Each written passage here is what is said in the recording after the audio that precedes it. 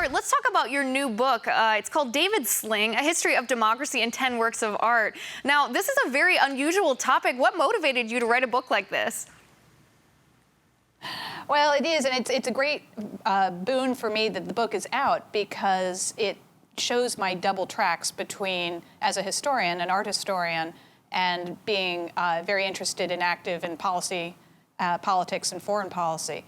So what the book is about is looking at 10 free systems, and the goal is to explain the ideas that informed the formation of America, that developed democracy, and rather than just having a dry old textbook, to look at these through 10 canonical works of art. So you look at things like the Parthenon, Michelangelo's David, Monet's Water Lilies, things most people already know, but give them a little bit of a different context. So let's talk about the first one. You can paint us a little picture of what we'll find in your book. So to start with, the Parthenon in Athens, what message does that give us?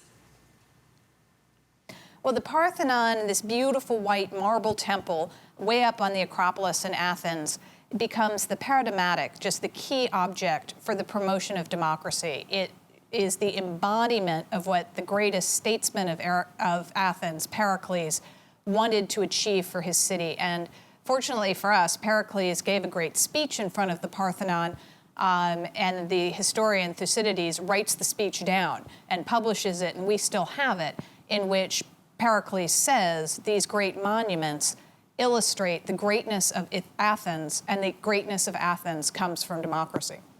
That's so interesting. All right, Michelangelo's David, what elements of that speak to us in the sense for liberty and democracy?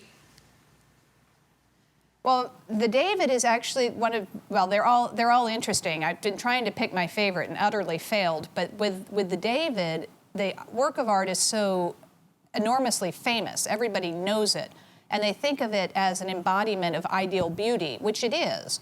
But what very few people know today is that Michelangelo was a very politically active artist. He was deeply committed to the Florentine Republic.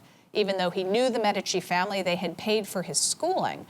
But when they tried to take too much power in Florence, Michelangelo really objected to that. He left the city, and he wouldn't come back until the Republic was restored, at which point he comes back to make this enormous sculpture of the biblical hero David, who, of course, according to the book of Samuel, had fought the giant Goliath and triumphed for the Israelites.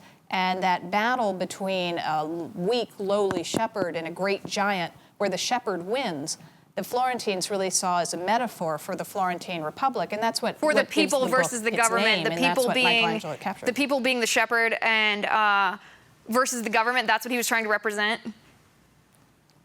Precisely, right? But the people being the people who could be active in the Florentine Republic versus the imperial forces that were trying to oppress them. Oh, I see. Oh, I see. Okay, we're almost out of time. I want to ask you about one more, just really quickly, and that's Monet's Water Lilies. What does that say to us? Well, and Monet's Water Lilies, again, enormously famous. Very few people know Monet lived and painted into the 1920s.